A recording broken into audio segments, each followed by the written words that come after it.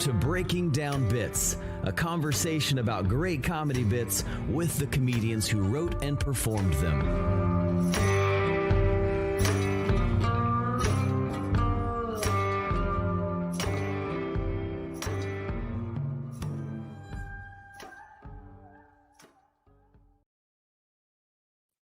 Welcome to Breaking Down Bits. I'm Brian Gendron. I'm Drew Jordan, and welcome back.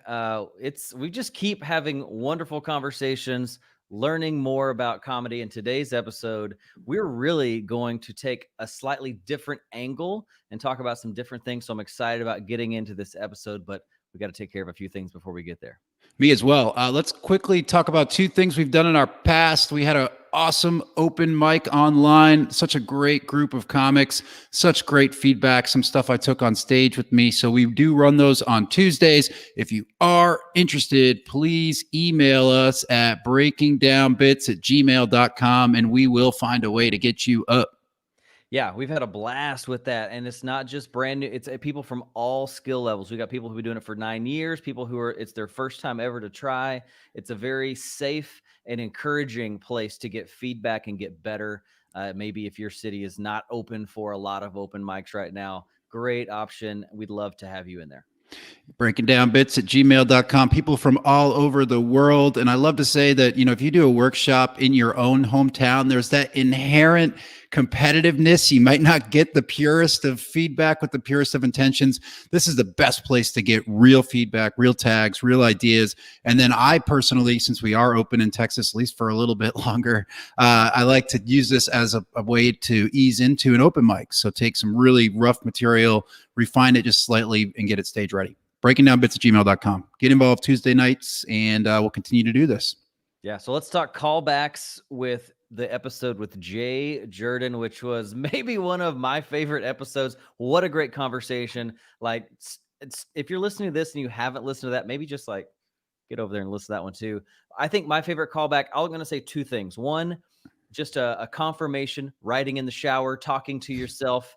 It just works. Like, if you're not verbalizing this stuff to yourself, I think you're missing out. And secondly, I loved how he talked about, this is something I had in common with him, being very intentional about the set list and what you put first, second, third, because, he dropped his opener because it revealed too much about himself too fast.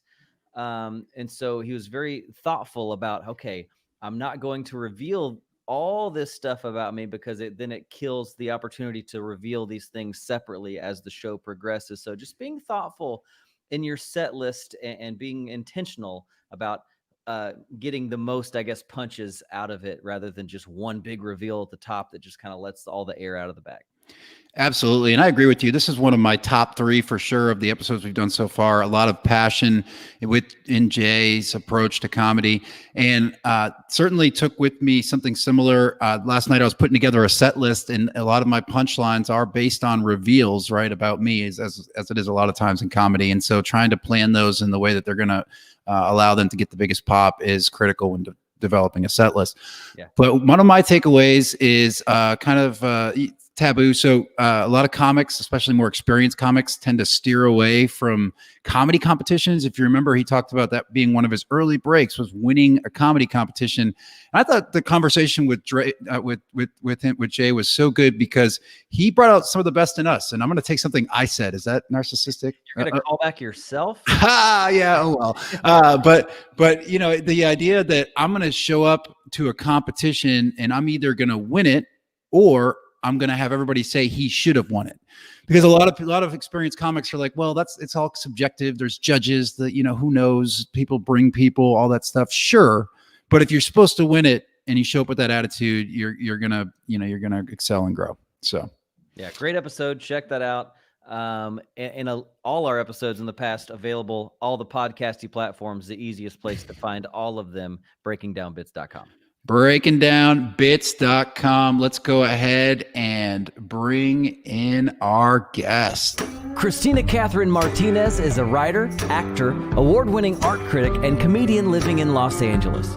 She's been named both a comedian you should know by Vulture and a comic to watch by TimeOutLA in 2020. The Comedy Bureau has described her live act as a great bridge between many different disciplines, including performance art, stand-up, and clowning. She writes for Artforum, Art Agenda, and sometimes for TV, including Season 5 of The Eric Andre Show.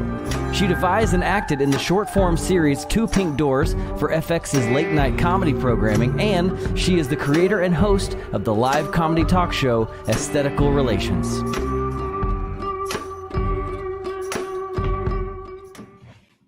Welcome, Christina. Thank you. Thank you. Damn, that was a sweet intro. Ha. Well, you wrote it on your bio, so that's awesome. And we're really excited to have you on the show today because you represent something a little different than what we typically get a chance to talk about, because you do cross so many boundaries in your comedy. And you know, we've had so many comics on here talk about how they wish they did more YouTube and wish they did more social media and kind of spread themselves a little wider in the sense of, you know, their art. And you're doing that, and you're doing it too with great success, and even wider than, and in an interesting way that maybe a lot of stand-up comics would think about. So I think this is great for traditional stand-up comics to hear, and also just to dive into your process, because you're doing something right, because it's wonderful. Oh man, thanks. I was just, you know what's funny? It's always different from the outside. I was just like last night, I went on a run at like 11 p.m. because I was like feeling that like, well, I'm an idiot and I'm never going to be funny again for the rest of my life. And I was, you know what I mean? Do you ever do this? I do this. It's the worst thing when, especially as you get going, you start building stuff that you're proud of. Worse than comparing yourselves to other people, you compare yourself to like something you did like 2 years ago. And like, instead of getting psyched on it, like, wow, I did that, it was just like, God, how did I do that? Like, I'm never going to do anything that good again. Well, I've never done anything that good in the past, so it's all looking up from here, right? That's a great way of looking at it. I mean, hell yeah. There's a lot of cringing in comedy reflectively, but if you look at it from the right lens, it's growth. So it's positive, right? If you're looking at something. It's all growth. A big part of my general comedy philosophy. We lost her. I heard she was going to philosophize. She was just about to drop some serious knowledge on us, and then the internet. You know, maybe it was one of those lockdown rules in LA is they're cutting people off the internet as well, the curfew. Yeah, that's right. They're like, there's more than 3 people in a room. Shut it down. Rolling blackouts over there. Got her. Yeah, that's very Enron of Texas probably caused it. Bring her back in. No big deal. I'm so sorry. My computer just like decided to update Zoom, and then it kicked me out and made my computer restart. Wow. You know, we switched off of Zoom, and it's pissed off at us for doing that. That's why. Yeah, it was like this. You don't even record this on Zoom, and it was like, oh, we shut down this thing so Zoom could restart. Well, it's scanning your computer and stealing all your important files and giving them back. Yeah. Zoom, you know, here we are on StreamYard, and Zoom was just like, excuse me, I have an announcement. Wait, so you were saying something that I was really excited to hear the end of your sentence. You're talking about a big part of my comedy philosophy is influenced by the discipline of clown, which has a lot to do not just with the acceptance of failure, but the embrace of failure and finding joy in failure. And it's been very helpful. But, you know, no matter what, you can find a way to be mad at yourself. Because it's like, God, sometimes, you know, I'm like, I failed to find the joy in my failure. I fucking suck. That's awesome. I never thought about it. When I read that on your bio, I was curious how serious that was. Speaking of clown and clowning and stuff like that, because I never hear anyone talk about that very much, and I'm just kind of curious, what does that mean to you? Oh well, where are you guys based? Houston. Okay, in Paris, there's a couple actually. There's like a classical sort of theater clown school led by Philippe Gaulier, and in LA, I don't know how much of a reputation it got, but one of the big indie venues was a theater called the Lyric Hyperion. And it was run by a comedian clown named Phil Burgers, who trained in Paris with this famous old French clown. I know what this sounds like. But what was exciting is that at the time when he took over the theater, when he was just getting his foothold in LA, he started teaching clown classes in this style, not like circus, Hong Kong, big shoes clown, like this very weird, existential, radically stripped down idea of being completely vulnerable, completely honest, and having zero artifice on stage. That's like the bedrock of that clown philosophy. And so he started teaching these classes in LA. So a lot of different actors and stand-ups and comics in LA sort of kind of went through this program and this training. And I think it really influenced like a weird small generation of up and coming comics in like the indie scene in LA. And I'm one of them for sure. And it was good for me, as at the time I was just doing stand-up.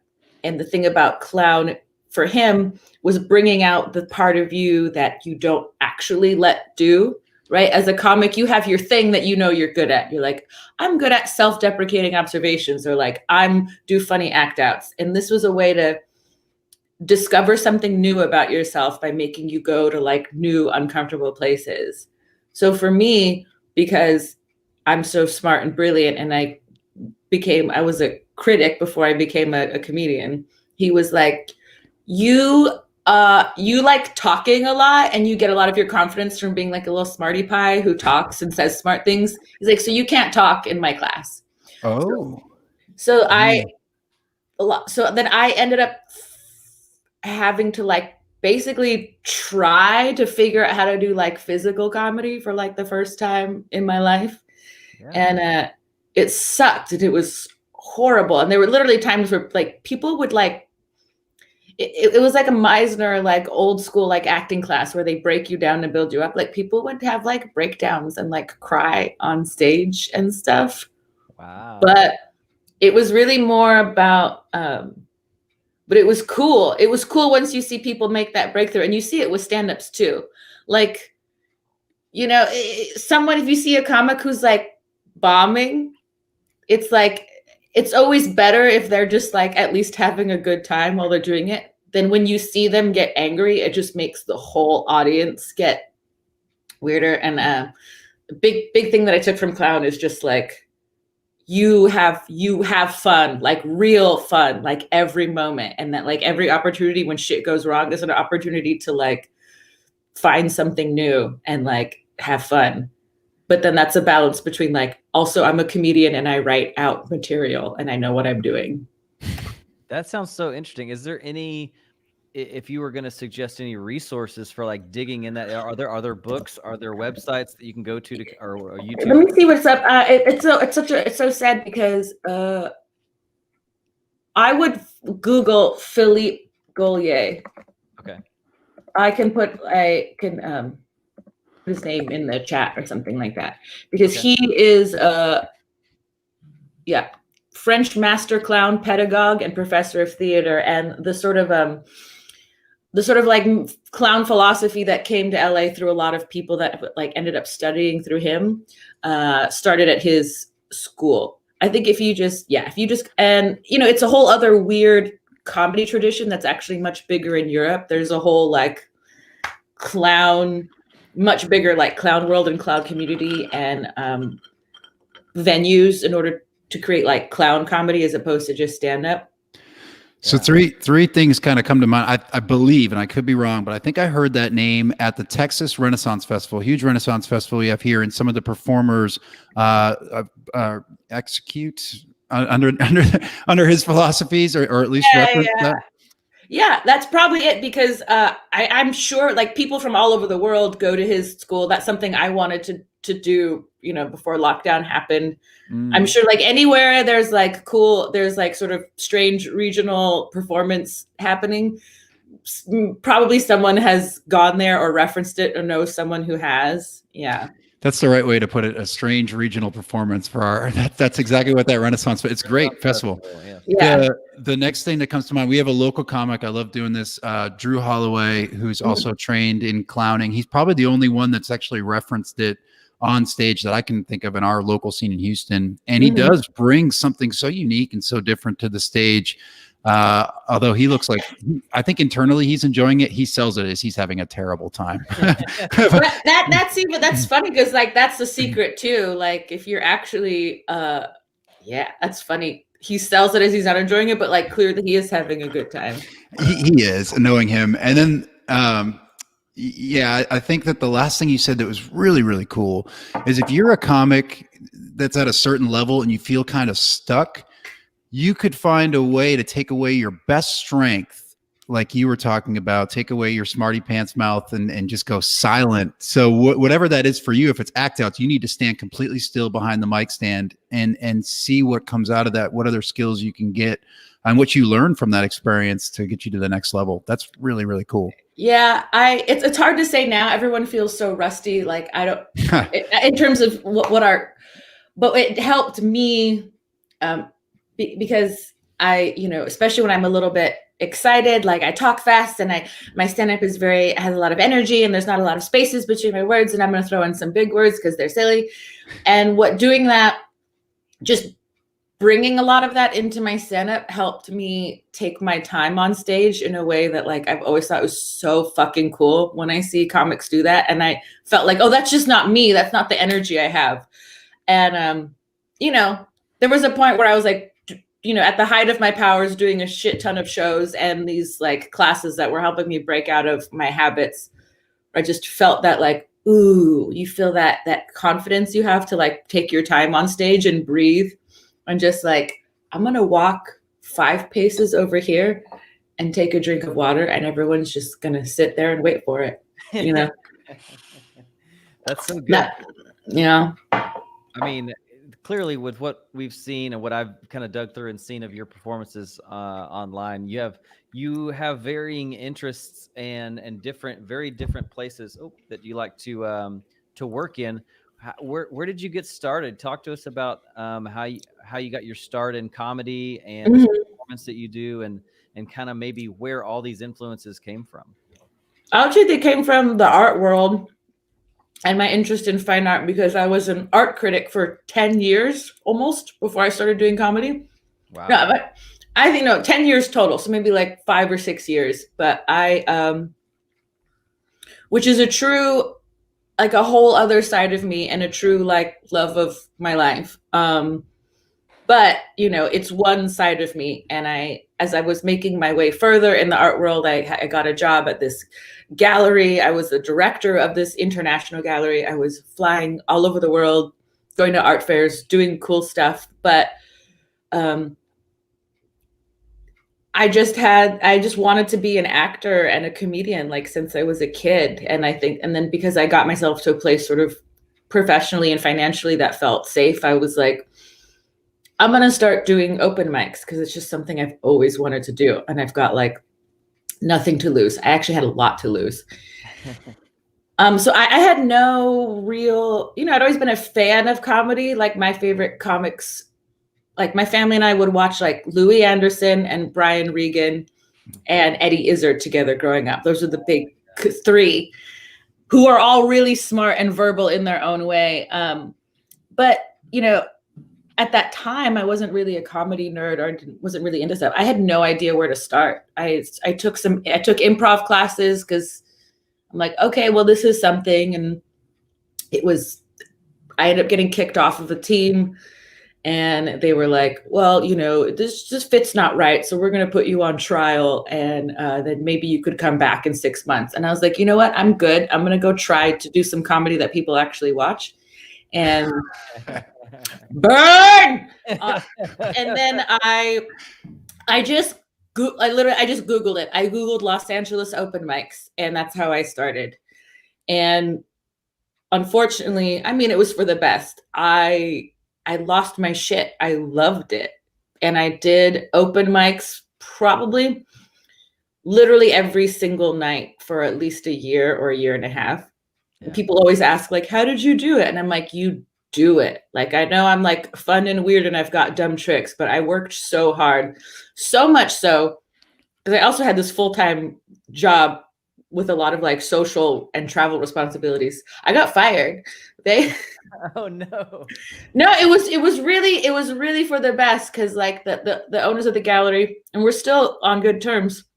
They're from Romania, and they sat me down after like a year or so of this. They sat me down and were like, "Look, we're going to let you go because it's clear you don't want to be gallery director. You want to be comedian for some reason. So you should go do that." And that was kind of the best thing that happened. I lost my job. Was like unemployed, and then I was on unemployment, which meant I had even more free time. So that bought me another like 6 months of just like doing open mics every night.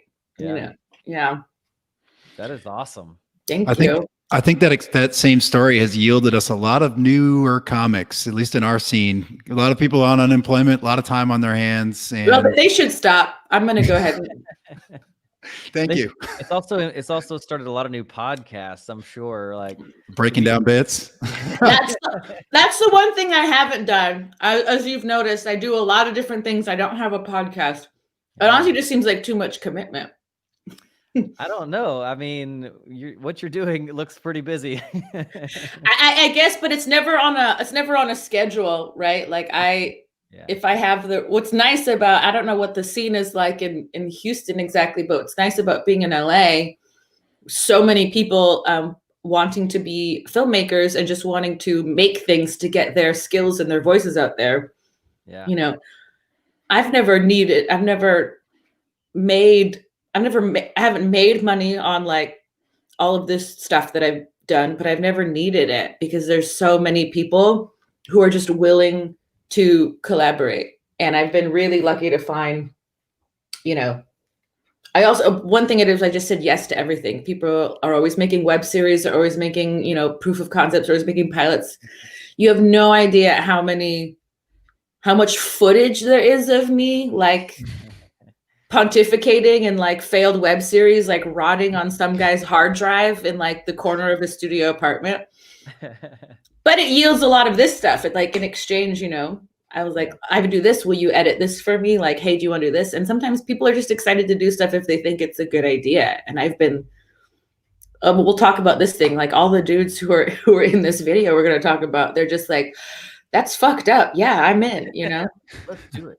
Yeah, that's the thing that I think one of the reasons I was super excited about having you on the podcast, because I do video, I do photo. I'm really enjoying kind of digging into that side of things. I started a YouTube series recently, and I find so much fun, doing that. It's almost just as much fun as, stand-up. I would put them pretty equal to me. Those feelings on stage versus the feeling of releasing a new video and watching people react to it and getting all the text messages and feedback. And yes, it just feels, it's like I'm connected. I'm terrible at interpersonal relationships, but in these things I can connect with people and they can understand my brain for a moment, It's a one-way street because you're controlling, but you should embrace failure. I think that would be good for you. Yeah, well, I definitely embrace a lot of failure. It's happening. Yeah, it's funny. It has been interesting to see. I find it interesting that I'm interested to see what stand-up will look like when all of the people who started stand-up in lockdown, like on these Zoom mics and stuff like that. I can't wait to see them little fuckers eat shit in front of a real audience. Are you kidding me? You mastered the art of like doing a weird act out in front of your camera. Like I can't. I'm being such an asshole right now, but like that smack. I'm kind of. I am not totally in a Schadenfreude type way, but I am generally curious. I mean, I'm curious for me. I figured out a lot of little Zoom tricks that like work well for live stream shows. And then I'm like, yeah, man, I don't know what it's going to be like in front of people again. Yeah. It's a fair thing. I was talking about this with another comic last night. We've got to protect the local comedy image, because if somebody goes out to an open mic and it's not presented that it's an open mic, and I'm like, make sure you say this, like there's going to be new people, there's going to be pros, because if you don't preface it with that and somebody goes up and several people go up, eat shit, not funny, maybe even insult some of the audience, whatever it is that comes out of the open mics, and they don't know that's the context, now they're burned on local comedy forever, and they're not going to come to our shows. And yeah, I see that's tricky. Also, I like the way you preface it. I was like, "Ooh, your mic sounds nice. I'll go there."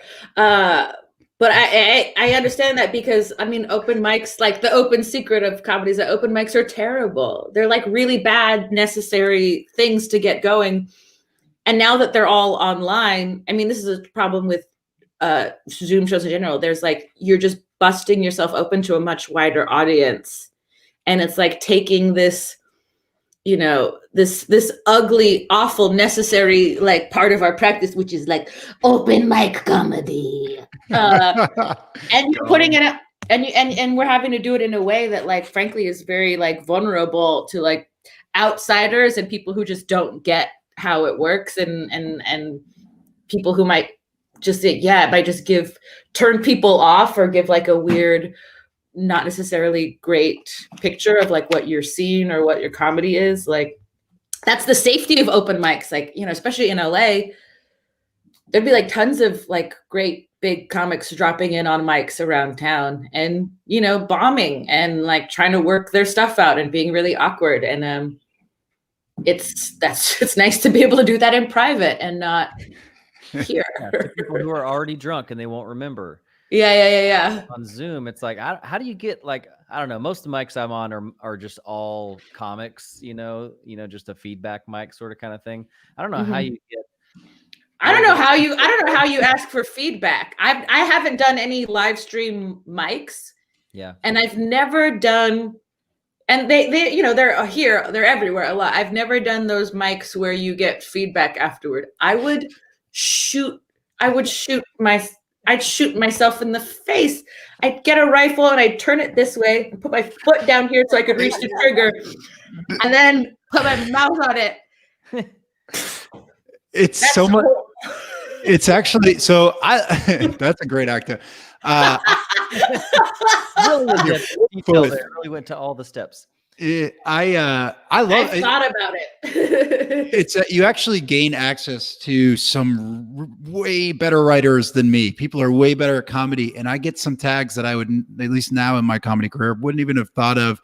And they're all so positive, at least the ones that we get involved. Okay. We just want our own mic, and it's our way of getting our fans involved. People are just giving away tags at these things. Yeah, they really are. Yeah. And so it's really constructive. I'd try it. I don't know. I think now maybe I'm at least confident enough to where like I could do that, because like anything, it's hard to receive feedback, and you want to like be like, trust yourself enough that if someone even gives you maybe something constructive that's negative, you can be like, I hear what you're saying, but that doesn't feel right. Yep. Right. And it's a hard thing. Someone who gets your voice. You can't take tags and feedback from people who just don't understand your point of view and your voice, right? So you do have to find, hopefully there's somebody in the room who gets what you're trying to do. Because I mean, there's always a few newbies in the room who are like, you should just say more cuss words in there. And you're like, thanks. Show us your tits. Talk about your period more. Yeah, that's I didn't mean to be prejudiced. I don't know how you people talk over there. and I do mean you people. Yeah, we don't talk about periods. There's this magical woman time. The Lord does that stuff. We don't deal with it. Every time my lady's on her moon sickness, we just lock her in the garage. Time her lady pains get bad enough, I just leave a rifle in there in case she wants to turn it upside down, put her foot on the trigger. You know what I'm saying? Put her mouth on it. Oh my gosh, moon sickness. So I did not make it up. I think it's from like a Tumblr meme from like a million years ago. So I have to say that. Although I feel like it's a pretty common term. I did see it on Tumblr like 5 years ago.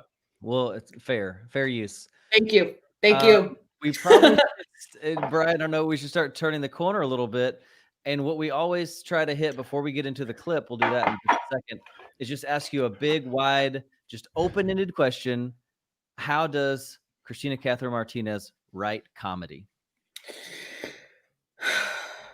I would say, and I've been thinking about this actually because fantasy and like daydreaming is such a big part of my writing process.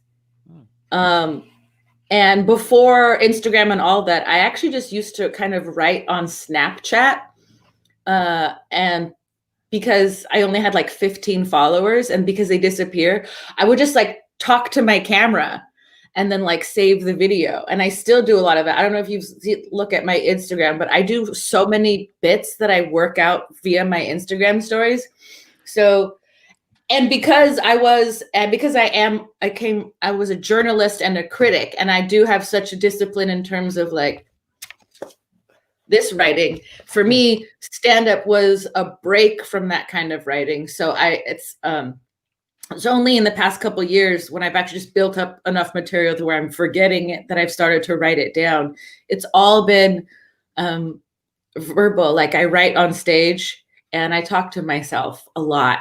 I go on long walks, I go on runs, and I just talk to myself. And if it's something hits, if I feel like I'm actually landing on a turn of phrase or a rhythm that I think is good, then I might just do a voice memo in my phone or put it on Instagram stories just so there's like a record of it. And then it's almost like, I guess it's not much different than an online Zoom mic with feedback, because sometimes I just put jokes on my Instagram stories and people will be like, ha ha ha, or they won't say anything. And then if they don't say anything, that's when I go get my rifle. Just kidding.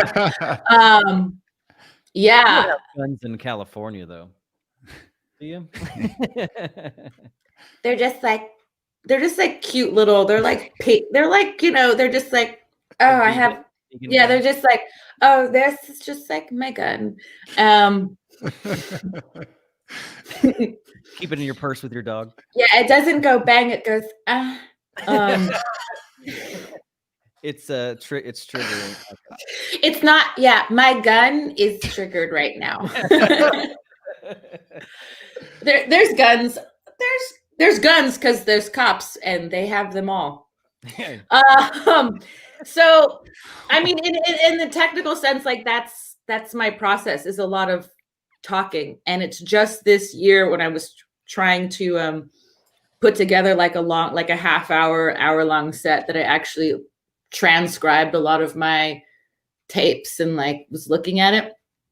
But I the power of stand-up, is like a lot of people can write good jokes, I think. And what's so exciting about stand-up that makes it a special form of writing that's not writing on paper is that you have so many other tools at your disposal to get your voice, to get your point across, which is like your tone of voice and your rhythm and your actions. And so I have a really hard time writing something out on paper that I think is going to work on stage, because it just does. It's a completely different feeling. Mm-hmm. So talking is a big part of it. And and because of like the things that I think about, because of being in the art world and being a critic, which is like, oh, what is the meaning behind this? Like, what is my aesthetic experience like? What does this say about like the troubles of living under late capitalism? And like, is it true, that Derrida said there's no identity, there's only difference? And that's interesting, but maybe not fun. And I try to think about like, so much of what I worry about in the world is still influenced by these maybe like remote, like academic seeming questions, but they're not. They're existential questions that I think every good comic thinks about. So I tend to think about, just be honest. And I've done a lot, a lot of my process is like, I go to a mic and I'm like, hey, y'all ever get tired of living under late capitalism? And then it's not really funny. I'm like, okay, I'm making an interesting point here, but it's not funny. So like, what is going to make it funny? And it's usually something like, or sometimes it's not. Like that's the rhythm that I tend to enjoy. And it's something I learned from clown, which is not needing to be smart all the time, which is a big thing for me. So I'm like, oh, well, I have these ideas and these sort of thoughts. I like what I'm saying. This is interesting. And I'm sharing a part of myself, but like, it's not quite fun. So like, maybe I can just, I don't know, like make a fart noise here, or like add like a really what's like a really stupid thing I can do after trying to make this like larger point. And that's like, I mean, I'm describing what it is at its best. Like when I really hit it, then it's definitely not always that. But I think that's what that's the process of when I get to something that I really enjoy, which is like smart things and really stupid things like right next to each other. What's really interesting about you have these literary references, these art references that we've all, everybody has had exposure to at some point. Maybe it was in their childhood and education. So it's all like sort of relatable, even if you're not entrenched in it. Like even like a meat stick like me can still kind of be like, oh yeah, the Dutch tulip shortage, right? And then and then you'll be able to throw in a fart noise or something. Or like, oh, that's fun. You know what I mean? So you're able to connect with everybody in the room in that sense, without while being a clown, which is that's a really unique style and does allow you to capture the whole room. Thank you. I hope so. I was homeschooled for like half of my K through 12 schooling. And so I get really scared of making cultural references because I'm just not sure what's a shared reference or not, even among people my age or not. Like, and some comics are really intuitive with that. They're like, oh, this TV show or this weird thing or this thing from the 80s. And it just hits on this reference that like people light up because they recognize it. And I'm like scared to do that. So I always try to go deeper, not necessarily out of altruism or because I'm super smart, because I honestly, I have a hang up about like, well, if my references are too specific, then like I don't know who's gonna know what I'm talking about. So right. Even in things like in sort of not translating like into English, but in thinking about all of the strange like art theory and continental theory that I've read throughout my art career, just trying to think like, well, what is actually happening? Like, I know this is like weird, dense language describing like strange concepts, but it's actually like, it's still describing a lived experience that people have. And like all the like media shit that like people were theorizing about in the 70s about like, oh, this is what television is going to do to our brains, or like the society of the spectacle, and that like all of our social relations are now going to be mediated by images. And people are like, what? But we live in an age where like those concepts are just such patent realities. We are literally having a social relation that is mediated by an image right now. That I think it's actually a really good time to I was gonna say, it's actually a really good time to make jokes about theory. That's an and if you just and I'm like, if I don't use the buzzwords, there's a way to like talk about the concepts. I have a rule for myself, actually. I try, because so much of my comedy is about feminism and capitalism, I try to never say the words feminism or capitalism in my act. I think that also just like immediately turns certain people off. They're going to just like shut you out. For sure. Yeah. And it's better to say like, man, money's just a thing we all agree has value than to be like, so anyway, I was thinking about the hegemonic impulse of late capitalism. You're like explaining the Sesame Street version of capitalism, because you just avoid the words and just be like, let's just go get to the. It's just, and I don't know what this. And here in LA, there's a lot of smart people who are talking about this stuff. So I see it, and I see a lot of comics who are like making really good jokes. But I also see in certain rooms, if you just say the words feminism or capitalism, then someone's like, Yeah. Well, it's satire, right? It's the undertones and the subtext of what you're saying that's important. So yeah, and that's I try to do the same thing without try to dance around the word, and then you're inferring something, and that's the connection you form with the audience, which is where the humor lives. Abortion is the word I try to not say on the Mhm. We had a little a boo boo. Yeah. we had a baby. We had a baby boo boo. Oh my God. No, that's fun though. I think that's interesting because I think in your specific reference, you're a very smart person. You have all this knowledge about art and how to talk about it. And there's two options. Maybe you can turn it off and try to avoid it, or like I think what you're doing is a little more interesting, is you're pushing through it to find the deeper meaning in it. And I think that's a really interesting thought, to go, I don't have to turn my brain off and turn off the thinky things to have a fun time. I can push through them and find what connects us all even more deeply, because at the root of the smart things are just really deep connections, probably. Yeah, essential. Thank you. And all good comics do this. Like if you make like a vague, not vague, but like a broad enough statement that just gets to something like existential as opposed to like observational, it's like that's to me, that's like super powerful comedy. And it helps me actually even internalize these concepts, because even in the art world, like in academia, which I'm not an academic, but we have we have our own shorthand and bywords. And after a while, sometimes, and I can feel it for myself, like the references are just becoming their own thing. And so pushing through that helps me frankly realize, am I actually understanding this, or am I like repeating the phrases and the buzzwords do I just sort of like know the right things to reference to make my way in this world? And actually trying to translate that into comedy forces me to think about like, oh, like if I can't put this into simpler terms, then maybe I actually don't understand what it is in the first place. Yeah. Like they said, the best way to like learn something is to teach it, right? Right.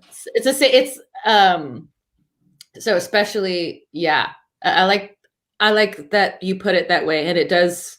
And sometimes, yeah, sometimes I think about things and I'm like, God, I don't know what I'm talking about. I'm just like repeating these buzzwords. And it's like, maybe there's a joke in there about like not knowing what you're talking about and just repeating buzzwords, Yeah. So we talked a little about your writing process. Can we talk just for a little bit about, let's say you have an upcoming show or a set. How do you prepare for a set, and maybe in the weeks and days, and also what happens those last moments before you step on stage? First I'll say yes to the show, and then I will completely forget. And then a few days before, usually it's always the day of, because for me, I want the spontaneity and like the energy of being excited about what I'm doing is such a big part of it. Yeah. That like I would, unless it was a really big, important show or like a showcase, I would never plan my whole set like a day in advance, because I'm like, I've done that. I've done a thing where I tried to stick to my material that I think is good or that I think is going to kill. And then the next day I'm just like, I'm not in love with it. And then I force myself to do it anyway. So usually it's like a couple hours before I go on a walk or a run and just kind of like talk to myself and think about it. I'm definitely that asshole who doesn't always watch other comics because I'm like figuring out my own set. And a big part of it for me is like, I dress a little bit different than I normally do on stage. It's just like a slightly exaggerated version of myself. I like to wear like fun dresses, and I check with this, like, I don't get the, like, I don't do the casual like hoodie jeans thing. I like to dress up on stage because I'm like, I'm not going to front. I want you guys to like me. So I try to look nice.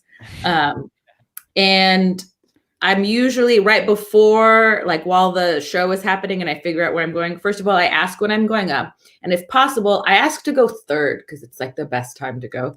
Sure. Unless I'm headlining, which is often. And I never write out my set completely, as I mentioned, but I sketch out the bullet points on like a piece of paper, and actually have a bunch of them. Like I have this part. I don't really have a joke notebook, which maybe I should have. I have a Google Doc where I've started like trying to write out material in like a longer way, but I have this box. It's an Hermes box that my ex-boyfriend's dad left here. Long story. And it has just all these scraps of paper. These are all like different sets that I've done. And I should figure out how to like get them on paper, but sometimes just like jogging, just like looking through these and like having it jog my brain is really helpful. So right before I go on stage, I do a little outline of like the set, and then I always save that piece of paper and I put it in this box, ostensibly to be studied, but honestly never to be looked at again. And a big part of the process for me is like, going on my walk, figuring out what I'm going to do, and then getting ready, like putting on makeup and getting dressed. Like there's a little like, and getting a little bit into like my character, I suppose, which is me, just a little bit heightened. Like I wear a little more makeup than I normally would. And like I wear a little bit frillier thing. And or a man's mustache, commonly, it seems. Yeah.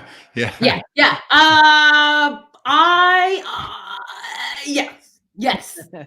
And or a costume, like, because sometimes I do just like character bits. And then obviously there's the big thing, which if I'm in a good spot, like I arrive at the show and I kind of know what I'm going to do, then it's always really fun to watch the show. And then you like, and be listening to what other comics are saying, to be like, I could talk about that. Like, I could riff off of that. Or it's really awesome when like a comic makes like a vague reference to a thing that you have like a whole bit about. And I was like, oh, cool. So I'm going to be like that.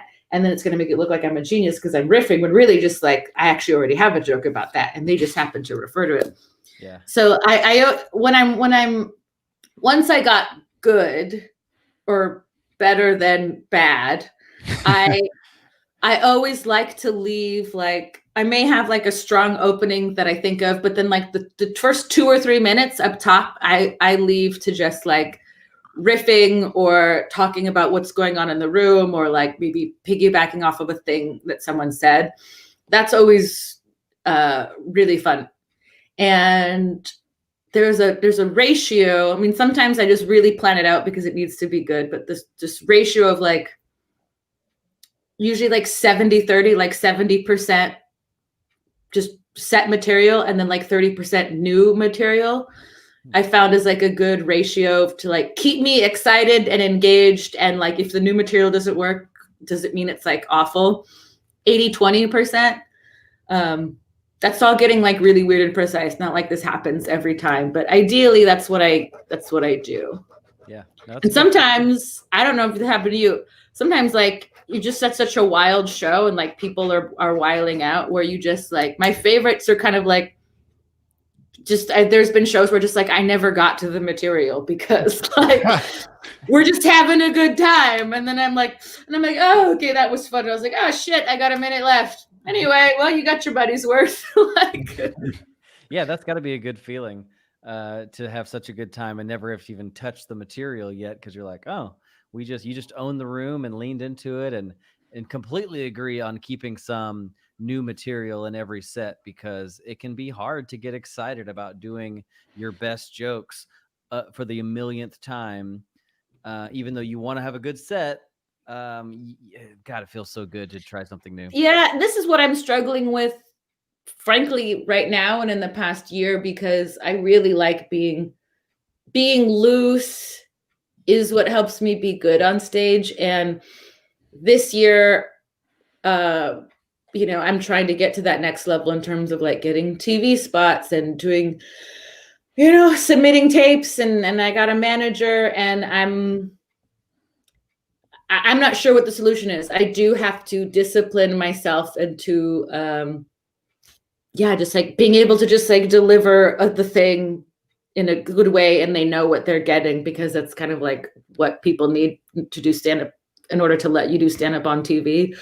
Yeah. And I struggle with that, keeping it fun for myself while having to like deliver my material in a more consistent way. Sometimes I just want to like, what was that? But I'm gonna do it anyway. I'm doing a great job. I'll be on TV. I hope my manager's not watching. Well, maybe time to dive into this clip that we have loaded up. Maybe give us some quick backstory on. Yeah. Oh my God. How much longer are we gonna go? Because I have a photo shoot to go to later. Ish. Half an hour? 20 minutes? Who cares? Less than 20. Oh, great. Okay, I'm not worried about We're good. it. I don't know. We were having such a good time. Lost track of time. What should go to the backstory of this video? Yeah, where did it come from? What give us some backstory of how this came to be a thing on the internet. Yeah. So I would host a late night style comedy show called Aesthetical Relations. And what's funny is that a lot of comics start their own shows in order to give themselves stage time. I, being the killer that I am, didn't need the stage time. But actually for me, it's because I had no idea how to make videos or do sketches. And so my comedy show was like a late night style talk show. And I would always make like a fake commercial to show in the middle of the show as a break. And so for me, actually hosting my own show was an excuse to force myself to make videos, not necessarily to get stage time. Nice. And I just love, to me, the commercial parody is like limitless, like most fun genre format ever. So it started, there was supposed to be a series. So there was cashforexperience.biz. Right. And then there's fuckedupstockfootage.me. And the whole idea was just that like, I put myself in a position where I do this monthly comedy show and I have to make a fake commercial to go in the middle. And they're definitely inspired by those like weird late night. I'm sure you have them in Houston regional. There's always some like the town regional weirdo who's like, come on down to First Container Mills. Yeah, we got, man, this shit's great. And just weird daytime infomercials. And then I also thought it was funny. I mean, I didn't know what to sell. So like, they're all very like existential, right? Right. Cashforexperience.biz is about like bypassing the creative process. So instead of making money for your art, you just get money for like having an experience that might turn into art one day. And fuckedupstockfootage.biz was actually in the middle of a lot of this, like, to be honest, like Me Too, like cultural, like reckoning in the film industry. And it just seemed like there are times in the community where we just have to like have serious conversations about what we're doing. But it also seemed like a lot of people were sort of making jokes about like awful men in the industry that like weren't funny. They were correct, they were true, and they were righteous moral judgments, but it wasn't fun.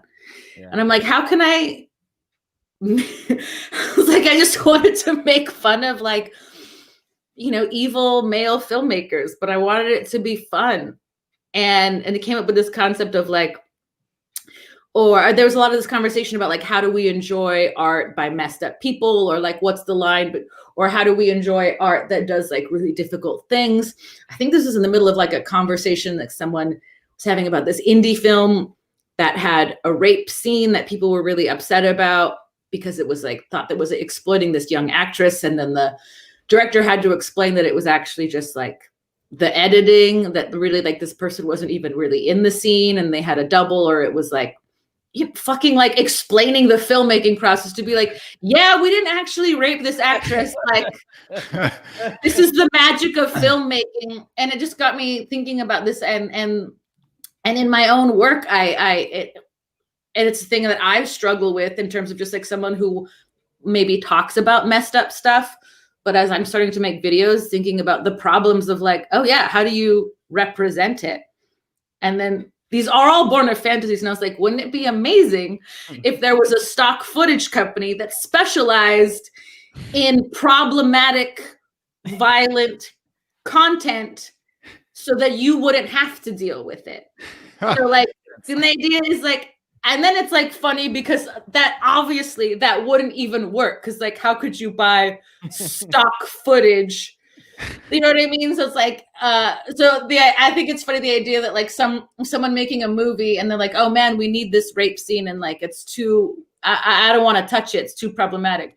So you buy like a stock footage of a rape scene and just cut it into your movie. And it's like, doesn't even look the same. It's not the same actors. Also, and it's really, really dark, this idea of like, you know, and this is maybe how people think of Hollywood writ large, this like evil cabal of like, here's a studio that like only makes fucked up shit. Here's a studio that only shoots rape scenes and violence and like weird shit. What's the culture like in this place, right? Like what? Yeah, and I will say there's a lot of this video, and then the weird thing that I love doing, which is like blurring the lines between like what's real or what's written and what's like not, or breaking the fourth wall. Then I had this idea, and then I was like, oh, well, now I have to write this thing. It means like I actually have to engage with the thing that came out of a fantasy of me not having to deal with these types of representations. So my solution was that there's that run where all the guys are like saying messed up things and I'm repeating them. That was all improvised with the dudes. Amazing. So in order to like, you know, sort of skirt my own, avoid my own, the situation, I said it for myself. All the guys who were there were friends of mine, and I told them they knew the concept, and I gave them like a vague script. But like in their mind, and I was like, oh, this is all you. So just like come in with ideas about fucked up things and I will do my best to repeat them. So that's what's amazing is all the lines the guys are saying, like they're all comics and they're all like hilarious, like men that I trust. And I was like, I want you to do this. I want you to come in and think of the most fucked up things you can say and basically try to see if you can break me down and get me to break character. And they kind of did. And there's a few versions of this. Like, this is like the nicest one. It got so fucked up. And then there was a conversation, and then it really was a difficult thing. And then there was a conversation I had to have with other women and like editors where I'm just like, because they did at some point just like make me cry. Oh, no. I told them to, and I was like, I want you to like, everything you say, I'm gonna repeat as like you're feeding me these lines. So their goal was to like get me to break, which is kind of weirdly violent in itself. And then it actually got, some of the things that I said were so incredibly fucked up that I couldn't even like bring myself to say it, or I did say them and then I would edit it.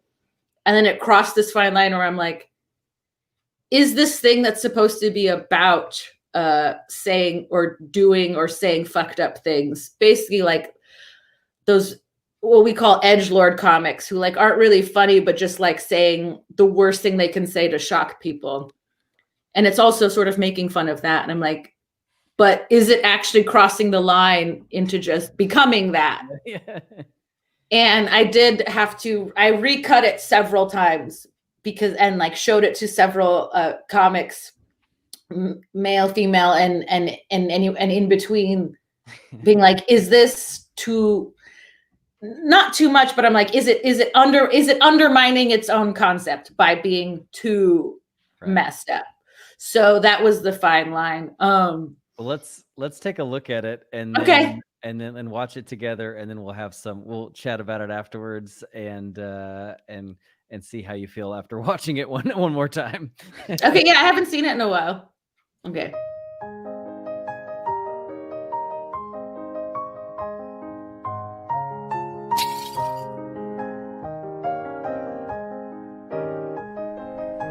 Hey, what's up? I'm a man. and I make movies. Are you an aspiring filmmaker grappling with the ethics of violent representations on the screens? Why not outsource those grapples to a bunch of filmmakers with no ethics at all? Here at fuckedupstockfootage.me, we staff only the finest filmmakers with the strongest sociopathic tendencies who have guaranteed zero regard for human life or dignity. That's right, we'll do anything you don't want to do. We'll do it for real. 21st century is a scary time to be a brilliant filmmaker, which you are. The concept of violence is ever more myriad and nuanced than ever before, which is why here at fuckedupstockfootage.me, we have ever more myriad and nuanced department specialists to tackle any kind of violence you need for your brilliant art, but don't actually want to tackle. Let's meet the team. After Blatch, Flinkenfeld. Psychological. Stuart Greppenstood, financial. Flipnogger, sexual. Harg Smith, structural. Springer and Spring, physical. Torsten Skybar, emotional. Emotional? Really? Yeah. Okay. Am I too emotional? Is it like a codependency thing or? No, it's usually I'm too emotional and you don't have. Okay, and I'm checked out. I'm just checked out. Right, but you use it against me. Okay. Torsten Skybar, emotional. I am the intern with Beard Johnson.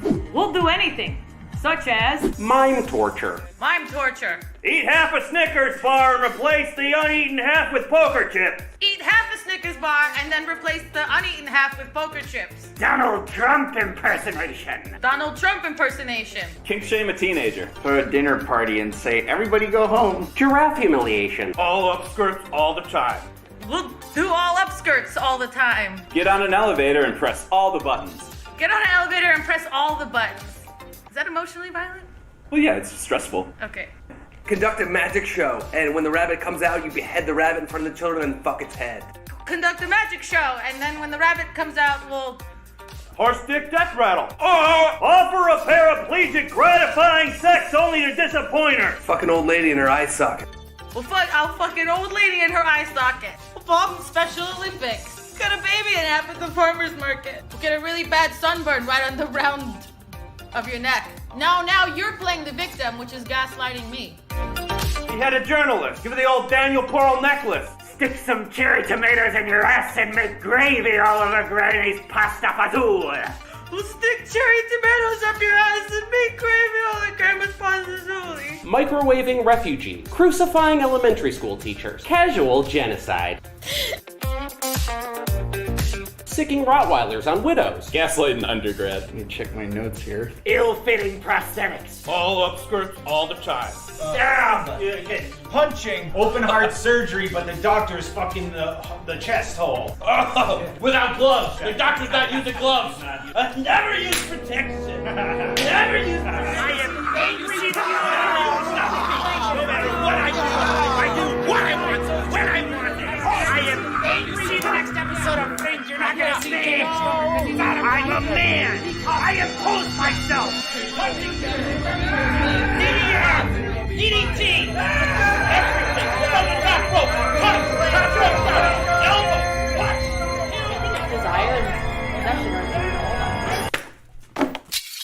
Don't worry how it looks, okay? People get hung up on continuity, but fuckedupstockfootage.me, you know what we say. Continuity is for the boys. Come on down to fuckedupstockfootage.me, located off the 405 in beautiful Chatsworth, right next to Keys on Van Nuys. Fuckedupstockfootage.me. We don't give a shit.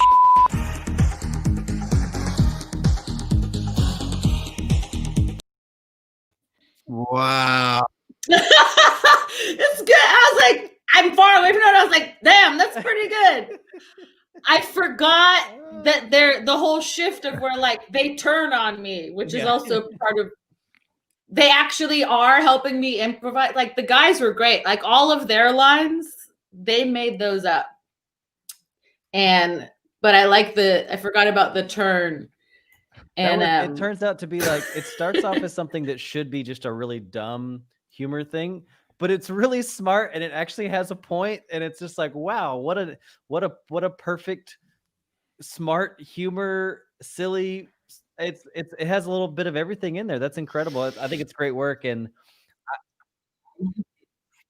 Thank you very much. It's definitely one of those things where I'm like, man, yeah, that's what I feel like when my work hits and is everything that I like it to be. That's it, and don't always get there, but like it's nice that it has happened. So there's an example. I think the to aspire backstory is to. really inspirational for comics, that we all talk about it, that we need to have more video, more social media, and you had the discipline to do this in this way and also do it collaboratively, which often comes up with some of the best stuff. Like all that stuff was so incredibly fun, all upskirts all the time, cut off a rabbit's head at a like magic show. I mean, what? But that all comes in the collaborative experience.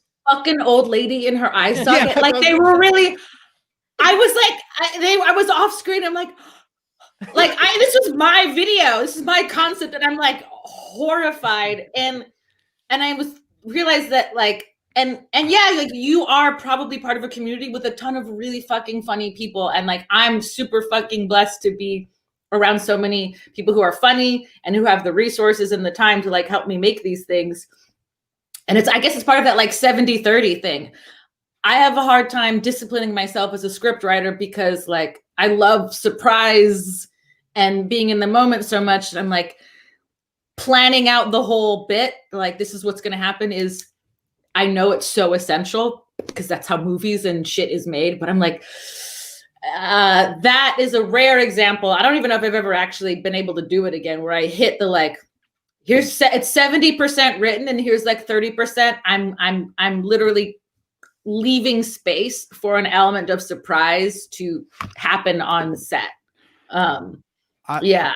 I would love to have been approached with this opportunity. Like, what the fuck? But no, I'm just kidding. But like, I have all this material that does not fit my character whatsoever, but it comes out of my brain. And I actually now have like these shot comics that I give them to, and they work great for them. But I've got material like this that just goes to the wayside in the comedy world. Yeah, I think they definitely got something out of it, maybe a little more than they should have. But like, yeah, if I was like, I mean, who wouldn't want to? Some of them are so nice. I actually had a couple guy friends who were like, I don't know if I could do that. But if someone came up to you and was like, hey, can you just come to this set and think of as many fucked up things as you could possibly think of and then try to make the host cry? Be like, yeah. That sounds like the majority of Houston shows. I don't know.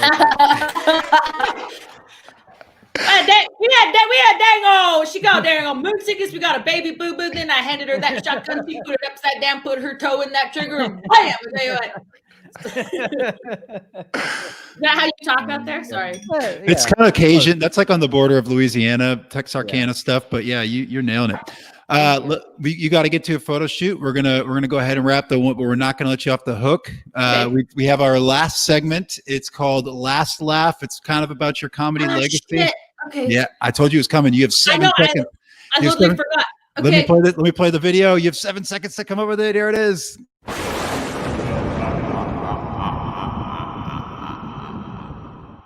Strangely enough, this time, not the darkest part of the show. Typically, that is the creepiest thing that happens. But today, it was all that weird stuff that your dudes were saying in your video. So this is what goes on my tombstone, is what I have to say? Mm-hmm. Yeah.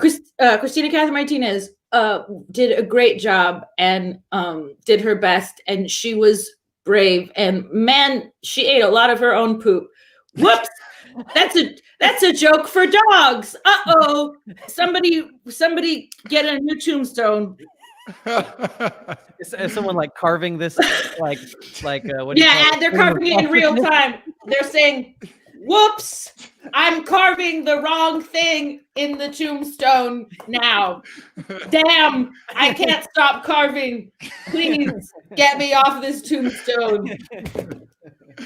Well, this has been such a delight. I had 2, 3, or 4 times where my camera went blurry, which just shows I'm having a good time. Okay. So thank you so much for joining and sharing with us your unique take on comedy. I've learned so much. Before we leave, though, where do people find all this great content you're putting out? Anything you have coming up that we can share for you? Big thing is just like follow me on social media. I'm not really great at Twitter, but I post a lot of stuff on Instagram.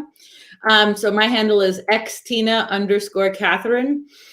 And yeah, I'm still doing like a lot of Zoom shows and cool stuff like that. And right now I'm actually working on a special. that I shot in a empty warehouse. Oh, And it is based on the material with the baking supplies. Yeah. Yeah. So I tried to do it's like a COVID safe special, but it's not referencing or about COVID at all.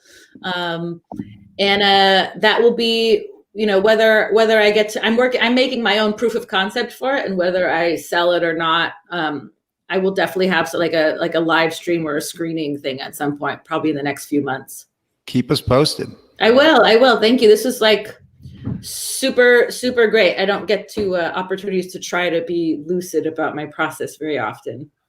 Yeah, well, thanks for sharing. I think it's going to be very inspirational to a lot of comics who maybe haven't taken those steps that you have to kind of get outside of just one, traditional stand-up thing, making videos, collaboration, making sure that your comedy and your art has maybe a point and is saying something, but also being entertaining. Yeah, thanks so much for the time today and for sharing your perspective on comedy. And yeah, just be safe in LA. Those 11 p.m. runs and stuff. Make sure you keep that gun handy. I will. Thank you. Thank you. I was gonna say I love you guys. But I think I'm just. I'm gonna go. Bye. Thank you for joining us. Bye.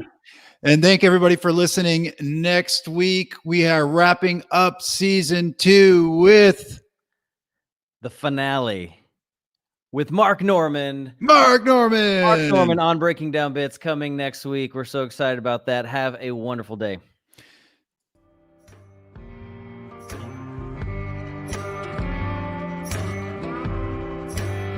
Thanks for listening to Breaking Down Bits. You can keep in touch or get more when you follow @BreakingDownBits on social media, visit the website breakingdownbits.com, or shoot us an email at breakingdownbits@gmail.com.